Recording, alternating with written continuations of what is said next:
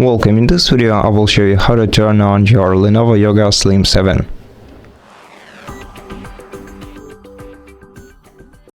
To turn on your laptop, you have to either open the lid, or if it's already opened, you have to find the power button on the right edge of your laptop, short press it.